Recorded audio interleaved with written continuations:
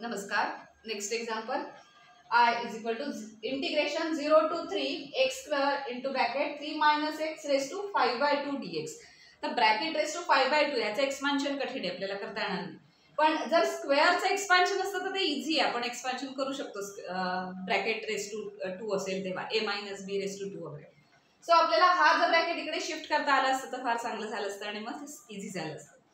So इनडिफायनाइट integration असतं तर इथेच आपल्याला काहीतरी सिम्प्लिफाय करून वगैरे ते पुढे करावं लागलं असतं.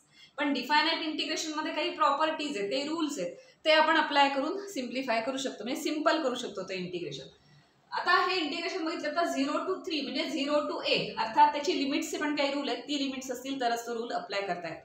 सो 0 to 3 इथे जर 3 मायनस एक्स असतात तर हा जर 3 अपर लिमिट येतो इथे आणला असता तर 3 मायनस एक्स होईल आणि इथे 3 मायनस 3 प्लस म्हणजे इथला 3 निघून जाईल आणि एक्स रेस टू 5 by 2 नुसतं सिंपल राहिलं तर ते सोडवणं कठीण नाही.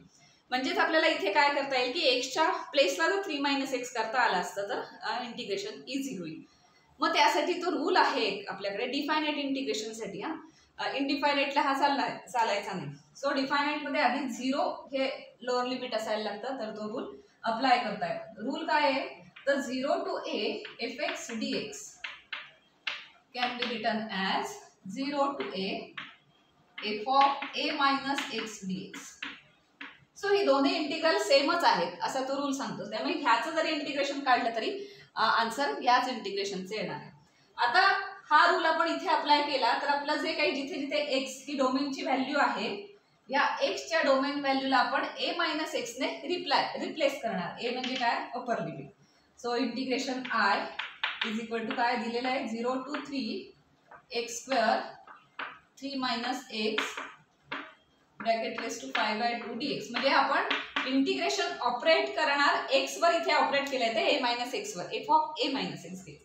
सो 0 to 3 लिमिट्स तशीच एक्सच्या इथे आपण a मायनस एक्स घेणार a मायनस एक्स आणि इथे a मीन्स काय इथे अर्थात 3 येते बाय, पण हा जो रूल आहे तो 3 साठी घेणार. सो 3 मायनस एक्स आणि इथे 3 minus 3 minus x bracket raise to 5 by 2 इथे ब्रॅकेट रेस टू 2 आहे dx. सो आता आपण हे इंटिग्रेशन सॉल्व करणार आहोत. इंटिग्रेशन काय सिम्प्लिफाय होतंय ते चेक करूया. Which is equal to integration 0 to 3 minus x bracket square into आता हा ब्रॅकेट जो ओपन केला तर 3 मायनस मायनस प्लस एक्स म्हणजे फक्त एक्स राहणार x raise to 5 by 2 dx. आता जर ऑब्झर्व केलं तर 3 मायनस एक्स या ब्रॅकेटला स्क्वेअर ही पॉवर आली आहे आणि सिंपल एक्सला 5 by 2 आहे. तर सिंपल एक्सला 5 by 2 सोपी आहे आपल्याला. So 3 minus x bracket square आहे तो एक्सपांड आपण करू शकतो. हा एक्सपांड वगैरे करून घ्यायचा बिकॉज कुठेही आपल्याला यू डॉट व्ही रूल म्हणजे युव्ही रूलने आपल्याला इथे सॉल्व्ह करायला जायचं नाही. सिंपल अल्जेब्राईक आहे ते ॲडिशन सबट्रॅक्शनच्या फॉर्ममध्ये आलं तर ते आणखी इझी होईल. So which is equal to integration 0 to 3 हा ब्रॅकेट एक्सपांड करूया 3 square 9 minus 6x plus this x square into x raise to 5 by 2 dx. अजूनही हा u इंटू व्ही असं आहे पण ते तसं ठेवणार नाही आपण. ह्या एक्स रेस टू 5 by 2 ने आतमध्ये मल्टिप्लाय करून घेऊया प्रत्येक टर्मला म्हणजे ॲडिशन सबट्रॅक्शन वगैरे येईल आणि सॉल्व करायचं. So I is equal to integration 0 to 3 काय काय येणार आहे 9 into x raise to 5 by 2 minus 6 into x raise to 5 by 2. X into x raise to 5 by 2 means काय आता x raise to 1 plus 5 by 2. आता हे lodge of इंडायसिस वगैरे माहिती आहेत तुम्हाला. X raise to 1 plus 5 by 2 means 7 by 2. 2 plus 5 7/2 कारण हे अडीच झाले ना प्लस 1 केलं की 3.5 म्हणजे 7 by 2. So 6x raise to 7 by 2 plus x square into हे आलं तर एक्स स्क्वेअर असेल तर 2 प्लस 5 by 2 म्हणजे 4 झाले 9 by 2. So x raise to 9 by 2 आणि या सगळ्याला dx. आता जर फंक्शन ऑब्झर्व केलं तर ॲडिशन सबट्रॅक्शन मध्ये साइन आहेत. सो सेपरेट इंटिग्रेशन घेऊया लिमिट्स देऊया त्यांना आणि मग एक्स रेस टू एनचा फॉर्म्युला फक्त अप्लाय केला की आपलं इंटिग्रेशन सॉल्व होईल. So which is equal to integration 0 to 3 9x raise to 5 by 2 minus integration 0 to 3 6x raise to 7 by 2 plus integration 0 to 3 dx. मी लिहायला विसरते dx, पण तुम्ही मात्र एक्झाममध्ये dx लिहायला विसरू नका, कारण तो पण त्याचा पार्ट आहे, इंटिग्रेशनचा पार्ट आहे, तो विसरून चालायचं नाही. x raised to 9/2 dx.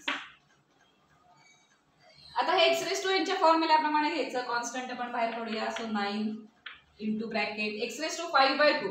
x raised to n चा फॉर्म्युला काय? x raised to n integration of x raised to n काय असतं? x raised to n + 1 upon n + 1.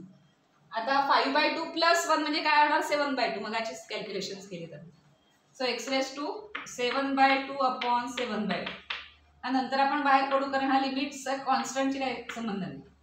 Minus 6 बाहेर काढले तर x raised to 7/2 + 1 म्हणजे 3.5 + 1 4.5 means 9/2 upon 9/2 0 to 3 plus x raised to 9/2 + 1 means 11/2 upon 11/2 0 to 3. आता काही constant वगैरे असतील तर ते सगळे या लिमिटच्याही बाहेर आणूया आणि मग लिमिट्स घेऊया आणि सॉल्व्ह करायचं. आता हा 7/2 आहे, तो इकडे येताना 2/7 आहे, म्हणजे हा a upon b upon c आहे ना, तो आपण इकडे लिहायला घेतलं तर c अपॉन b असं आपण लिहू शकतो.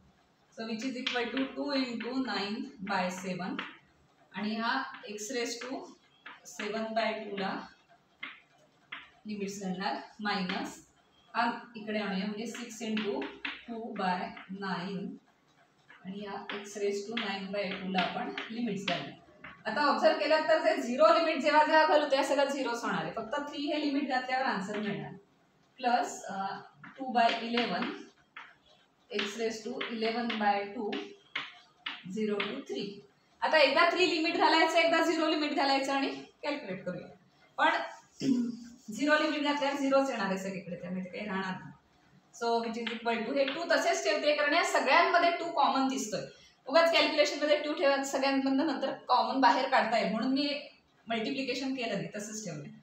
आता आपण काय बघूया, 2 × 9 अपॉन 7 इंटू याच्यात काय होणार आहे 3 raised to 7/2 minus 0 raised to 7/2 minus 2 × 6/9 3 raised to 9/2 minus 0 plus 2/11 3 raised to 11/2 minus 0, कारण 0 घातल्यावर 0च येणार आहे, 0 raised to एनिथिंग. आता हा मायनस 0 सगळं इग्नोर करा, म्हणजे काय होणार आहे ही टर्म इंटू दिस टर्म, ही टर्म इंटू काय लिहूया आपण एक स्टेप अजून.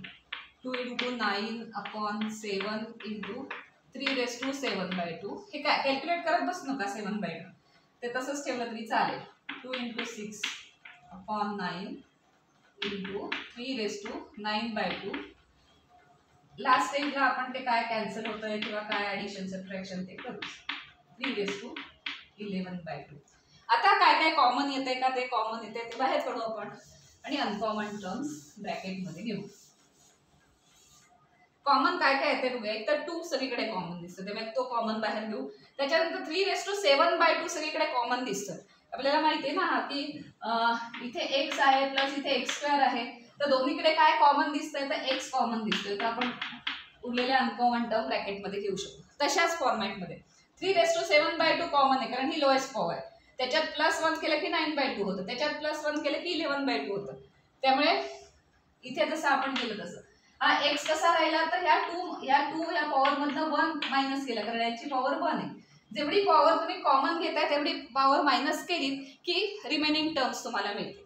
सो 3 raised to 7/2 जर कॉमन म्हणून घेतलं तर इथे काय राहणार 3 raised to 9/2 मायनस 7/2 म्हणजे येणार ते 2/2. सो ते अशा पद्धतीने ते घ्यायचं. आता कॉमन टर्म्स काय आले ते घेऊया. 2 कॉमन आलाय, त्याच्यानंतर 3 raised to 7/2 कॉमन आलाय. आता ब्रॅकेटमध्ये अनकॉमन 9/7 इंटू काय आलं, हे सगळंच कॉमन म्हणून गेलं त्यामुळे इंटू 1 मायनस 2 कॉमन म्हणून गेले आणि 6/9. आता इथे हे केलं तरी चालेल. 6/9 मीन्स 2/3 म्हणजे 2/3 इंटू काय राहिलंय 3 raised to 1. 3 raised to 1 का राहिलं, कारण 3 raised to 9/2 मधून 3 raised to 7/2 त्याच्यातनं निघून गेलेत, म्हणजे आपल्याला 9/2 -7/2 करायला लागेल, म्हणजे ही जे के येईल तो पॉवर त्याची रिमेनिंग पॉवर आहे ती किती आली 2/2. 2/2 मीन्स किती आलं 1. सो 3⁻1 इथे राहिले 7/2 गेल्यामुळे. याच्यातनं पण 7/2 बाहेर कॉमन गेले, 2 पण बाहेर कॉमन गेले, सो +1/11 राहिले आणि 3⁻2 राहिले बिकॉज 11/2 मधून 7/2 ही पॉवर कॉमन म्हणून बाहेर गेली. म्हणजे इथे राहिली 4/2 मीन्स 3⁻2. आल्या लक्षात ना? जसं आपण x ला करतो ना कॉमन घेतो आणि उरलेल्या पॉवर्स तेवढ्या अनकॉमन म्हणून ठेवतो, तसंच इथनं आपण या कॉन्स्टंट मधनं घेतलं. So that implies 2 × 3⁻7/2 into bracket. आता कॅल्क्युलेशन करूया. 9/7 मायनस, आता हा 3 आणि हा 3 गेला म्हणजे -2 राहिलं फक्त, त्याच्यात काही कॅन्सल होत नाही, प्लस 9/11. आता माहितीच आहे, आपण 4th-5वीतच शिकलोय.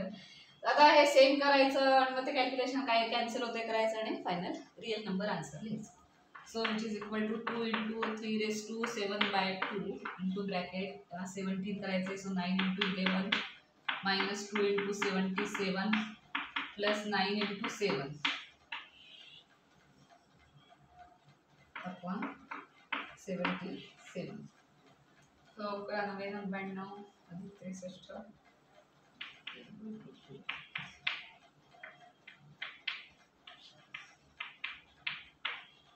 अपॉन 77 इंटू काय काय राहिलं बघूया. 91, 99 प्लस 63 आणि हे म्हणजे 154 मायनस 154 मीन्स 8. त्या ब्रॅकेटची व्हॅल्यू आली सगळी, कॅल्क्युलेशन केलं की 8. आता काय राहतं आहे की याच्यात 2 × 8 फक्त करा 16 होईल. So that implies final answer is 16 upon 77 into 3⁻7/2.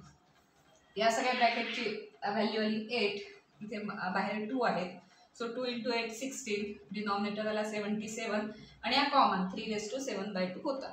So हे रिअल नंबर आन्सर आलं तुमच्या या इंटिग्रेशनचं.